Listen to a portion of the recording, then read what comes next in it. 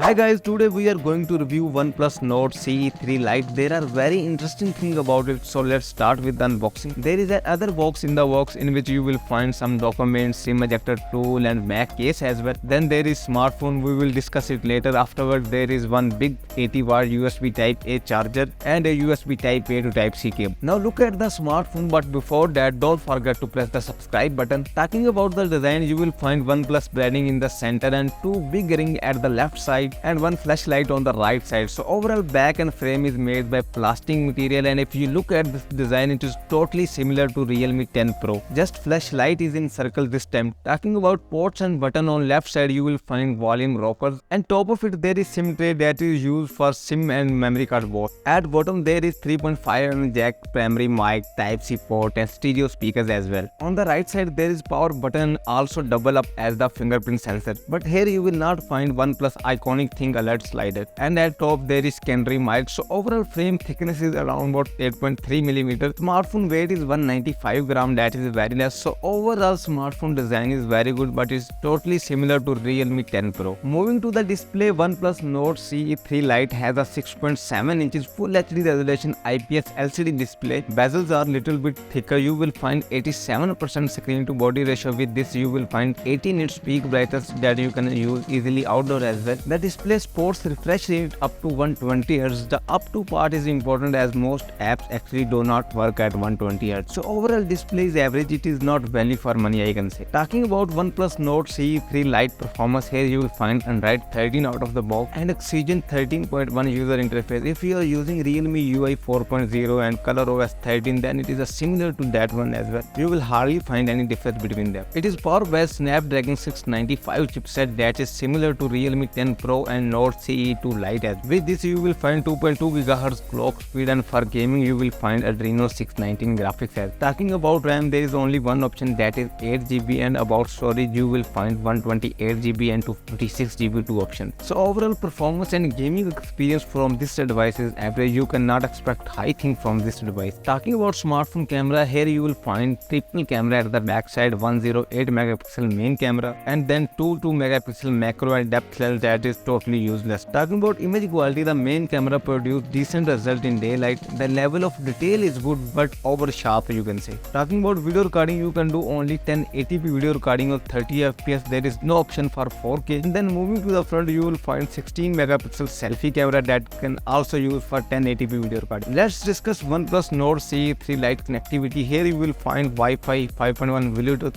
GPS, NFC and stereo speakers as well, but you will not find any infrared port and radio as well. Now moving to the last part, that is battery. Here you will find 5000 mAh battery and 67 watt fast charging support, but in the box you will find 80 watt fast charger and its speed is equal to 33 watt fast charger. If we conclude our complete review, this smartphone design, main camera, it is very good, but with this there are some cons as well, like LCD display, no 4K video recording, no ultra wide camera, no alert slider as well, and it is totally similar to Realme 10 Pro as well. You can check out Realme 10 Pro, and in this price range you can check out Infinix Zero 5G as well, that is giving you domestic 1080 chipset and 4K video recording as well. And at the last, if you like this video, please press the like button and don't forget to subscribe the channel.